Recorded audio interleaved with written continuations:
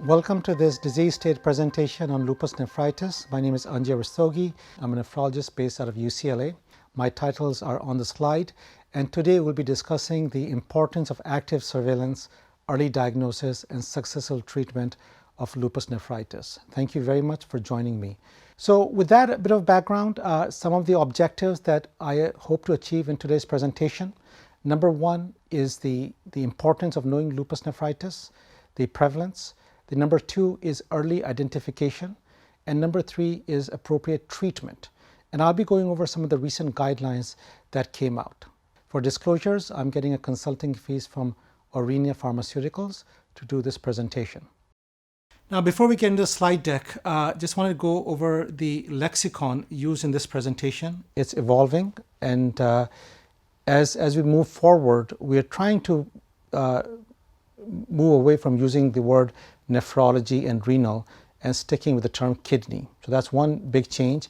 The other term that I wanted to emphasize on during the presentation today is the term kidney failure. And as nephrologists, we tend to think of CKD stages and ESRD. But when I use the term kidney failure during this presentation, it actually implies ESRD, ESKD, or CKD stage 5. So the first topic is lupus nephritis, a frequent and probably one of the most frequent complication, but also a very serious complication of systemic lupus erythematosus, which we call SLE.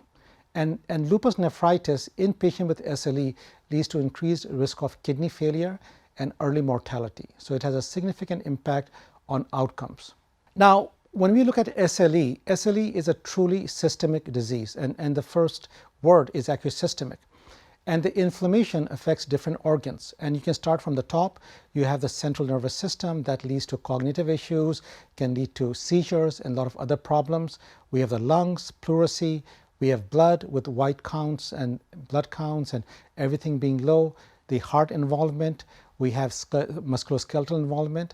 But today's topic would be kidney involvement. And we mentioned proteinuria because that is actually a very important marker of kidney disease or involvement in a patient with SLE, and we'll call it lupus nephritis. Now, if you look at the prevalence of SLE, the overall SLE prevalence is about 72.8 per 100,000 population. But what's interesting is that the ratio between males and females, the disease is 9 times more common in females. And the other important point over here is that these females tend to be in the childbearing age. As far as the ancestry is concerned, blacks have the highest prevalence of SLE.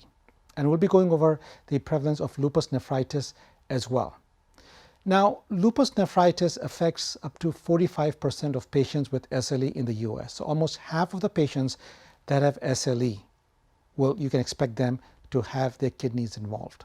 So that's a pretty significant number. And patients with lupus nephritis are more likely to be females because there are much more females who have lupus than males. And also the non-white population, whether it be blacks, whether it be Asians, or those with Hispanic ethnicity, they are much more likely to develop lupus nephritis as compared to whites. The estimated number of patients with SLE in the US is anywhere between 200 to 300,000 patients.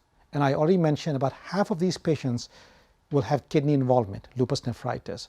But what's also interesting is, and I'll be going over the classes of lupus nephritis, the 3 classes that are most significant and serious when it comes to nephrologists is class 3, 4, and 5. And 70% of patients with lupus nephritis will fall in these 3 classes. So this, once again, goes to the burden of disease for lupus nephritis and our lupus patients in general. Now, let's look at the incidence and prevalence in depending upon your ancestry, race, and ethnicity. So we already went over that SLE affects the non-white population more. But when you look at lupus nephritis, we see the same pattern. So compared with white people, Black and Hispanic tend to have more advanced presentation at lupus nephritis, on diagnosis. And this presentation is based on histopathology, higher serum creatinine levels, amount of proteinuria. So they have more advanced disease when they're diagnosed, or they're diagnosed late. And this actually impacts the outcomes. So the later the diagnosis is made, so this is a state of heightened inflammation. And the later you diagnose, the later the treatment is started, and that leads to poor outcomes. So Black and Hispanic people are more likely to progress to kidney failure than white people. Now, once the diagnosis of lupus nephritis is made, there is a 45-fold increase, not percent, but fold increase for risk of kidney failure, and a 3-fold increase of risk of death based on the diagnosis of lupus nephritis. A significant impact. So like I said, it's not just a common complication, lupus nephritis, but it's also a serious complication of SLE. Now you have diagnosed a patient, you have done the active surveillance, you have done the labs, they have lupus nephritis. Now can you predict which patients are more likely to progress to kidney failure than others? And the short answer is yes. So let's look at the bottom line first. Up to 30% of patients with lupus nephritis are going to progress to kidney failure within 15 years of diagnosis.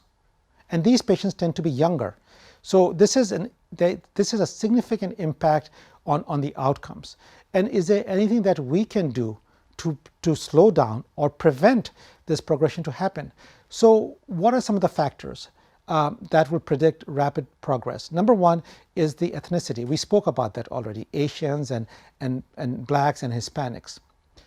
The serum creatinine, if it's elevated on diagnosis, well, what that really means is that the disease has been simmering for some time before the diagnosis, so it's a late diagnosis.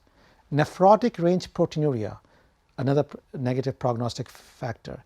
If the patient is younger, the younger the age, the worse the outcomes.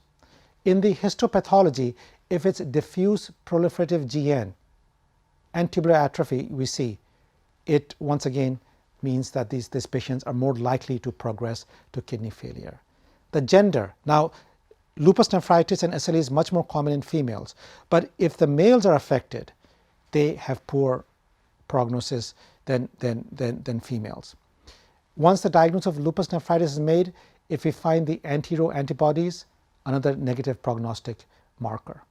Lack of access to medical care.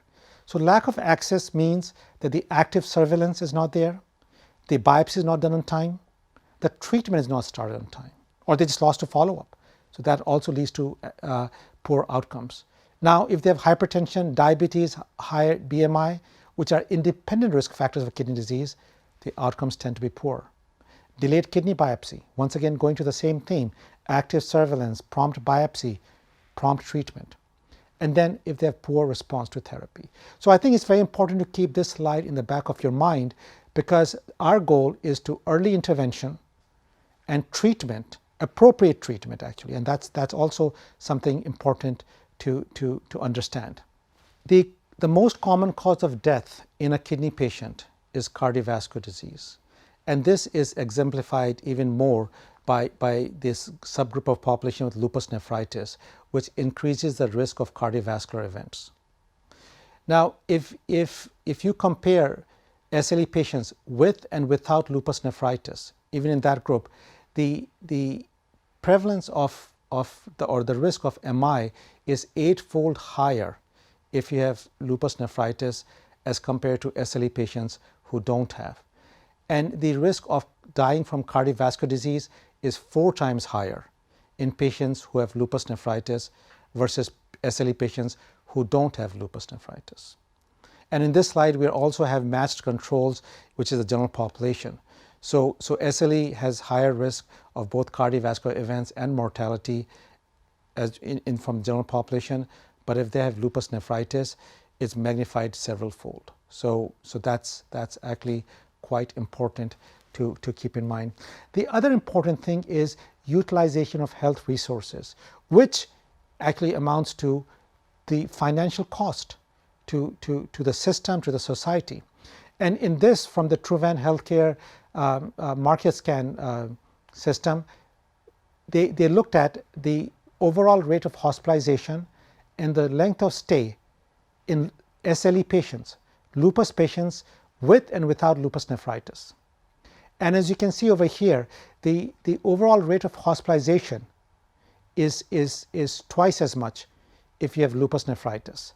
And also the length of stay is more than twice as much if you have lupus nephritis. So something also important to keep in mind when you do early diagnosis and appropriate early intervention, you will also impact the cost to society in general. Now let's look at the guidelines. And when I always talk about guidelines, whether it be for hypertension or for any other disease state, AD, PKD, the guidelines are there to guide us. That's number one. So you treat the patient, but they give you what's the best evidence behind the treatment or management that you can think about to give. And also what you have to keep in mind in guidelines is the time that they came out. So what's not important is not where the guidelines came from. It's probably more important what time they came out. So ACR guidelines, which are US guidelines, came out in 2012. But there's a significant more amount of information that we have in 2020 that we had in 2012. So the EULAR guidelines used all that information and came out in 2019. And this slide compares the two guidelines. So let's go one by one. On the left-hand column, you have screening and diagnosis. And on the right-hand side of this slide, you have treatment targets. So let's go over the screening and diagnosis. Once again, the overlying theme of today's presentation is early intervention, the surveillance, the diagnosis, and then treatment. All should be done because these kidneys are highly inflamed. They're literally on fire, if you want to think about that. And if you don't intervene on a timely basis, that fire will be replaced by scar tissue, and then the kidneys are done. So one by one, the monitoring for lupus nephritis is in patients with SLE. If you go to the ACR guidelines that came out in 2012, it was at least every 6 months. Blood test and urine test and protein that you do. They were recommending that you do it at least every 6 months. The EULAR guidelines, much more stringent. And their recommendation, it's very important, is every 3 months, especially in those patients at high risk of kidney involvement. And I went over those risk factors. Now, I just want to add over here, these things should be done on a routine and regular basis because kidney disease in majority of patients is silent. So you have done your active surveillance, you have done your labs. Now you have a patient that you think has lupus nephritis. So what do? Well, you do a kidney biopsy. So let's look at the criteria for kidney biopsy and compare the two guidelines. So if you go to ACR 2012, their criteria for a kidney biopsy. Now, once again, I do want to say that these are guidelines, so the provider should do what they think is best for the patient. But if you go by their guidelines, any patient who was spilling more than 1 gram of protein per 24 hours, they should be biopsied. Now, if they have other evidence of kidney damage like hematuria or cellular cast, then they lower the target to 0.5. So any patient with hematuria or cellular cast and a protein levels in the urine more than 0.5 grams per 24 hours should undergo a kidney biopsy. And then any unexplained increase in serum creatinine, those patients should be biopsied as well. So this was ACR 2012. Fast forward, EULAR 2019. Now we have, like I said, much more evidence and data to look at. So they lowered the protein target from 1 gram to 0.5 grams. So any patient who has proteinuria 0.5 grams or above per 24 hours, they should undergo kidney biopsy. If the patient has any evidence of glomerular hematuria or cellular casts, they should undergo kidney biopsy. And then once again, any unexplained decrease in GFR. So these are the EULAR criteria for a kidney biopsy, which is the golden standard for diagnosis and treatment, both based on ACR 2012 and EULAR for lupus nephritis, and that's the last case. So once again, to recap, the surveillance is very important, especially in a disease that tends to be silent in majority of cases, and the kidney biopsy. But now you have done everything right. You did the surveillance test, you did the kidney biopsy, and now you're putting them on treatment. How can you monitor if the treatment is working or not in the patient's progressing? And here, once again, significant differences come in. In the ACR 2012, it was not really defined. The response was really left to the physician and the clinical judgment and impression. So there was no specific criteria, but EULAR, they made it very clear what to look for, and it was protein in the urine. So proteinuria was the marker that we were looking for, not anything else. We weren't looking at serum creatinine stuff, but the protein. And over here, it's even more important. It's not just the amount of decrease in protein in the urine, but also the timeline, the time factor, and it's something very important to keep in mind. So per their guidance, they should be at least a decrease of 25% by 3 months in the protein levels in the urine, at least 50% by 6 months. And by 12 months, the UPCR, the spot protein creatinine ratio, should be below 0.5 to 0.7. So these were guidelines that EULAR, once again, more stringent than what ACR. So just to recap this slide, the EULAR guidelines recommend more stringent values for screening and biopsy and more rigorous targets for treatment goals. I spoke about the classes of lupus nephritis, and this is the ISN RPS 2003 classification. I won't go into too much detail, but as we know, there are 6 classes. The 6th class is advanced sclerosing lupus nephritis, but the first 5 ones are actually quite important. The first one and second one, first one is minimal mesangial lupus nephritis, then mesangial proliferative lupus nephritis, but then the next 3 ones are where we really get the attention, is class 3, class 4, and class 5. Now keep in mind, these 3 classes account for about 70% of lupus nephritis. And these are actually more advanced and serious classes as compared to the first 2, where there's more conservative management, RAS inhibition, hypertension, and all the other things that we do for kidney disease. But the class 3, class 4, and class 5, very important. So class 3, just to recap, it's the class 3 and class 4 are what we call the proliferative lupus nephritis. Class 3 is focal lupus nephritis, meaning there is 50% or less glomerulus involvement in the class 3. And then you can divide them based on active lesion, which is A, chronic lesion, which is C, or you can have a combination of A and C, which is class 3A/C. Then you have class 4, which is the diffuse lupus nephritis that involves 50% or more glomeruli. And this diffuse involvement could be either segmental or global, and that's where the S and G stands for. And once again, they're divided into active or chronic, or a combination of active and chronic lesions. Class 5 is your classical membranous lupus nephritis, and class 6 is your very advanced lupus nephritis with significant sclerosis in these patients.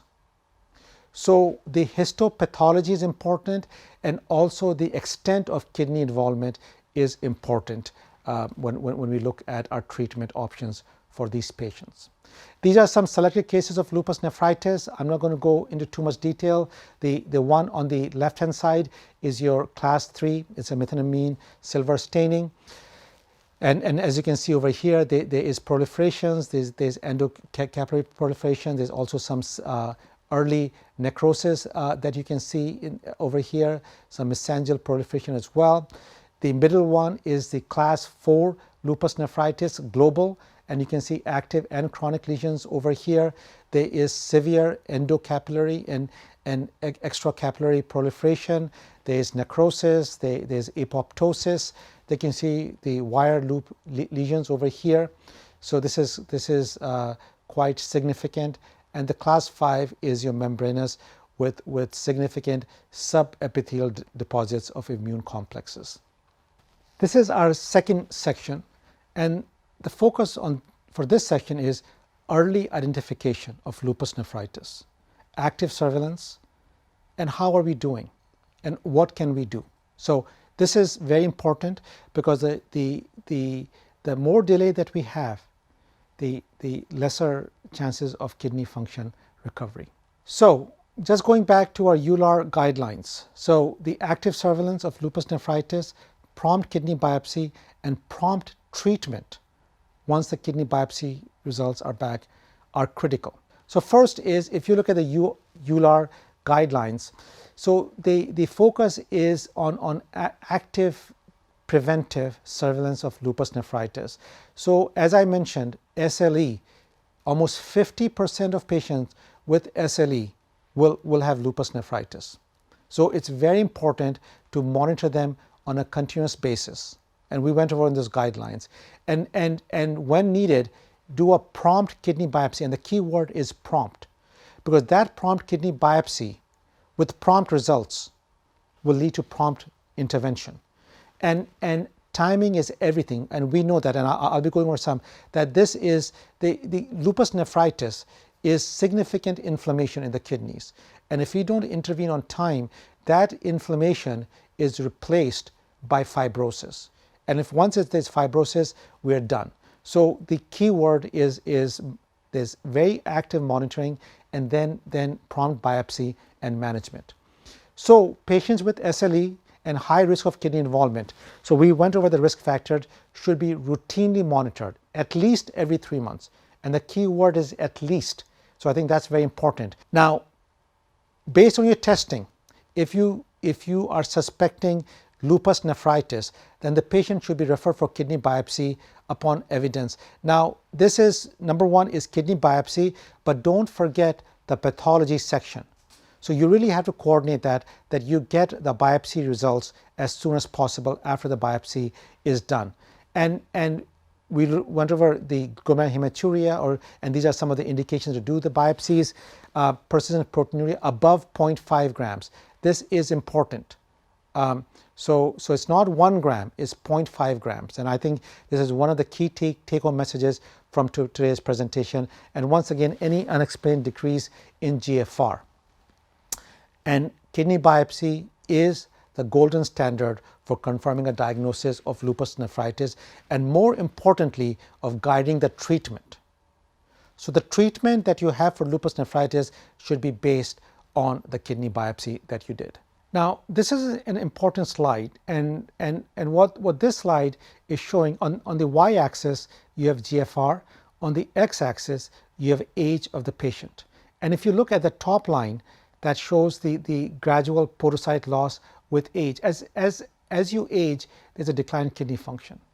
But this is accelerated by lupus nephritis in a patient who has lupus. And as you can see, a significant decline in the GFR.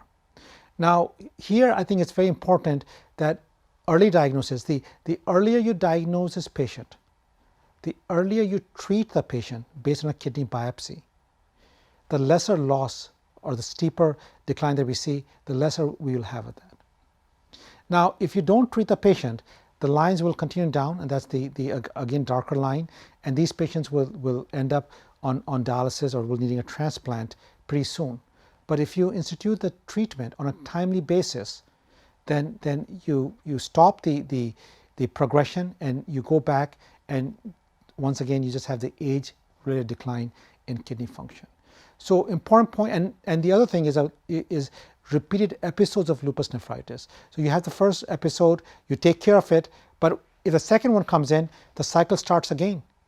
So you have to keep on the active surveillance in these patients, early intervention and treatment.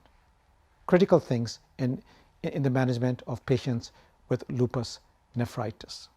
Now let's look at the data that we have. If you look at the ACR 2012 guidelines, that recommended a urine test, a spot protein creatinine ratio, and serum creatinine, the basic test that we do to monitor kidney function every 6 months in patients with SLE. This is 2012. How are we done, or how have we done? So let's start with the first column. The lupus nephritis labs that they were recommending every 6 months. By the way, EULAR is recommending every 3 months, especially in patients with high risk of kidney disease or progression. Only 42% patients got those basic labs done every 6 months. An opportunity to improve the quality of care that we provide. The SLE activity serologies that was recommended every 6 months, only 40% patients got those. Blood pressure monitoring, we did better every 6 months, about 81%. But the last column is also quite telling, in my opinion. The kidney biopsy, so you have a patient, based on the lab test, that the patient was suspected to have lupus nephritis. The chance of this patient with suspected lupus nephritis of having a kidney biopsy is only 66%. So 1 in 3 patients who were suspected to have lupus nephritis did not get the kidney biopsy. And if they did not get the kidney biopsy, they did not get the appropriate treatment, because the appropriate treatment is based on the kidney biopsy. So I think what's really important, just to recap, is active surveillance, kidney biopsy on a timely basis, follow-up of the results on a timely basis, and institution of management on a timely basis. So I think these are things we can learn from these databases and studies that have been published. Now this is also quite telling, this slide. So you have done the kidney biopsy. You have the results. How soon do you start the immunosuppressive treatment? So this is from the Medicaid data, and this shows significant gaps in quality of care. So what this shows is, on the y-axis, you have percent of patients on immunosuppressive treatment, and this timeline on the x-axis. So only 13% patients were on immunosuppressive therapy at day 30. Only 21.9% patients at day 90, that's 3 months. And at the end of 1 year, only 1 in 3 patients were on immunosuppressive therapy. Once again, room for improvement. Time is everything. And these kidneys, like I said, are on fire. They're highly inflamed. And unless you intervene quickly, that inflammation will be replaced by fibrous tissue. Now, there are a lot of reasons why we have these numbers. Some of the patients use emergency room for their care. There might be coordination of care that might need help. They're transitioning between different care settings. But these are all opportunities to provide better care to our patients with lupus nephritis. Now, once again, going to kidney biopsy, important. The timely biopsy and the institution of treatment decreases the risk of kidney failure. So if you look at some of the stats, on an average, it takes nearly 6 years for patients to be diagnosed with SLE once the symptoms are first noticed. So 6 years. Now that's a big gap. And by the time they're diagnosed with SLE, about 35% patients already show evidence of nephritis. What that really means is that you've lost all that time. There was no active surveillance going on because we didn't even know that they had SLE. So you're always starting a bit behind. But the key thing is jump on it and do. And also, the notion that less than 1 gram of protein might not be significant is actually not true. Patients with less than 1 gram of protein might have significant kidney involvement, class 3 to class 5, which will need, treatment on a timely basis, urgent. So these are important stats for us to keep in mind. Now, delay in biopsy by more than 6 months resulted in a 9-fold increase in risk of kidney failure. Now, when we say kidney failure, just to recap, this is CKD stage 5, ESRD, ESKD. This is advanced kidney disease. So a 9-fold increase. And a delay in diagnosis by more than 3 months is also so with lower likelihood of remission. So these are important things, once again going back to early, this active surveillance, and the key word is active, and biopsy on a timely basis followed by appropriate treatment. So our final section for this presentation, and the title says it all in my opinion, Achieving a Rapid Clinical Response to Lupus Nephritis Therapy and its impact on morbidity and mortality. So I think one of the key points is first of all, we need to get the treatment on time, but then also the clinical response and how do we define that, and and the rapidity of the response, because the more the kidney stays inflamed, the more chances that we will not be able to recover most of the kidney function. There will be fibrosis and scarring in the kidneys. So with that, just circling back to our EULAR guidelines from 2019, what their recommendations are, and as I mentioned previously, I'll mention that again. So these guidelines give us criteria for the amount of protein that should be decreased, so at least 25%, but also the time, so the rapidity of onset. So by 3 months, we should have at least 25% decrease in the protein in the urine. By 6 months, at least 50%. And by 12 months, the spot protein creatinine ratio should be less than 0.5 to 0.7. So it's not just the amount, but it's also the time to get to that is important. Now, this is from the MAINTAIN trial, and in this MAINTAIN trial, the patients had induction with cyclophosphamide, and then they were put on maintenance treatment with MMF or azathioprine. And there was a long-term follow-up on a median, probably around 110 months. And we got some interesting findings from this study. So in the plot, you can see on the y-axis, you have 24 protein levels in the urine. And on the x-axis, you have timeline. And then they divide them based on good long-term outcomes and poor long-term outcomes. So early decrease in protein levels predicts improved kidney function.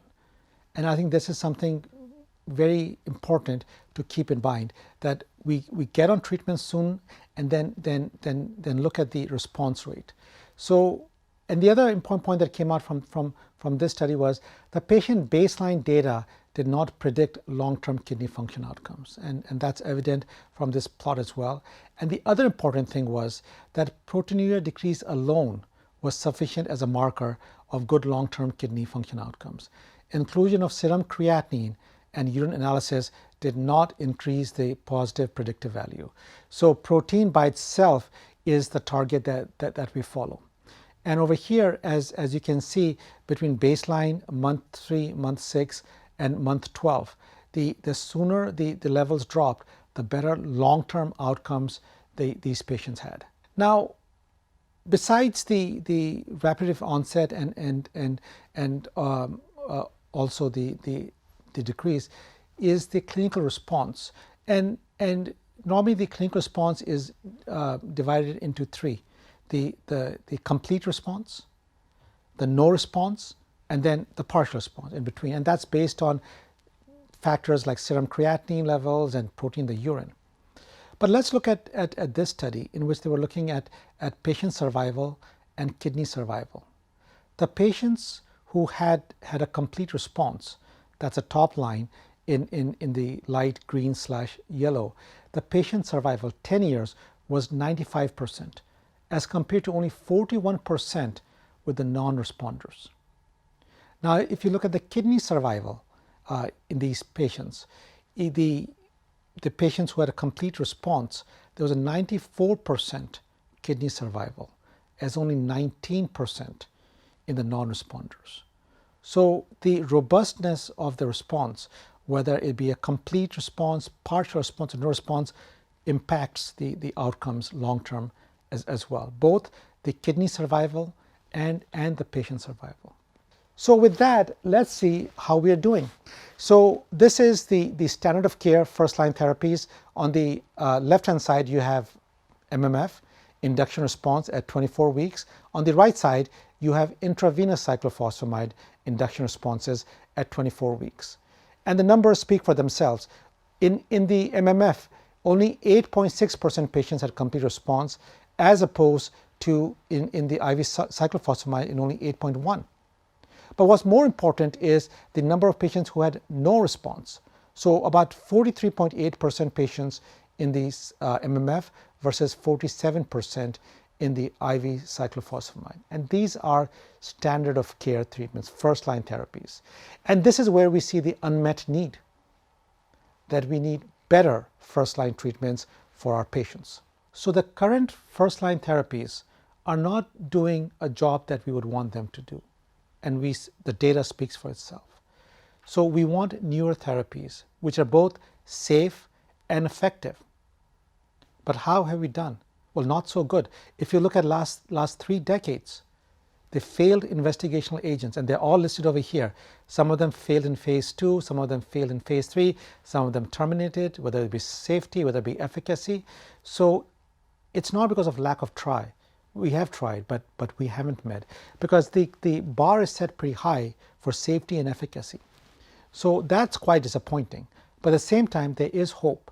And there are 3 drugs that are currently undergoing clinical trials that hopefully will meet the safety and efficacy criteria that we need for the drug to come to the market. So that's the future. But let's look at what EULAR 2019 recommends for a first-line therapy for patients in class 3 and 4 plus minus class 5 for lupus nephritis.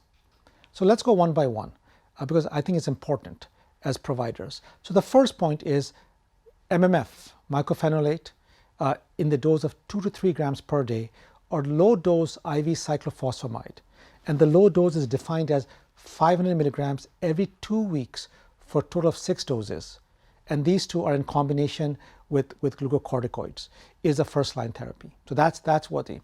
Now, in a subset of patients, they're saying the combination of MMF at 1 to 2 grams of per day with a calcineurin inhibitor, a CNI, is an alternative, particularly in patients with nephrotic range proteinuria. Now, we spoke about the low dose, but in patients with high risk of kidney failure, whether they have reduced GFR, histological presence of crescents of fibrinal necrosis, or severe interstitial inflammation, then high dose IV cyclophosphamide can be considered. And how do they define high dose IV cyclophosphamide? 0.5 to 0.75 grams per square meter monthly for 6 months. Now, the last point I think is quite important, and they really go over some specific guidance on the glucocorticoid dose. So they want to reduce, and I'll be going over some data, the cumulative glucocorticoid exposure and the adverse events that come with it. So first, the recommendation is when you use IV methylprednisolone, the total dose should be 500 milligrams to 2.5 grams depending upon the disease severity. So this is once again a clinical judgment that the nephrologist will have to make. And this is followed by oral prednisone, and the dose is also quite clear in their guidance, is 0.3 to 0.5 milligrams per kilogram per day for up to 4 weeks. And then they want to taper prednisone to less than 7.5 milligrams per day by 3 to 6 months. So just to recap, the guidance in the EULAR is very specific, and they want to really minimize the exposure of glucocorticoid dose, even though they accept that it is central in the management, but we should do whatever we can to minimize the exposure. Why? Because the glucocorticoids are associated with significant adverse effects. And all these are listed over here. There's psychiatric effects, there's infection, there's skeletal, musculoskeletal. The eyes, cataracts can happen, cardiovascular, endocrine, diabetes. All these are significant. And even though corticosteroids still remain a cornerstone for the treatment of lupus nephritis, we want to minimize the cumulative dose of glucocorticoids because of all these and they give pretty good guidance on how to do that. And once again, just to recap, they really want the prednisone dose to be less than 7.5 milligrams per day by 3 to 6 months. Any dose of prednisone long term, if it's higher, if it's 7.5 milligrams or higher per day, then there is increased risk of significant end organ damage. And those are listed over here, including cataracts, osteoporotic fractures, and cardiovascular damage. The other important point to keep in mind is every 1 milligram per day increase of prednisone was associated with a 2.8% increase in the risk of developing new organ damage. So glucocorticoids long term, not good news. And EULAR guidelines are pretty clear that we really want to minimize the long term cumulative exposure to glucocorticoids. So with that, this is our final slide, the summary slide, and I just want to go over some of the key points that we discussed. Number one, patients with lupus nephritis are more likely to be women and of non-white ancestry. So that's some of the important points to keep in mind.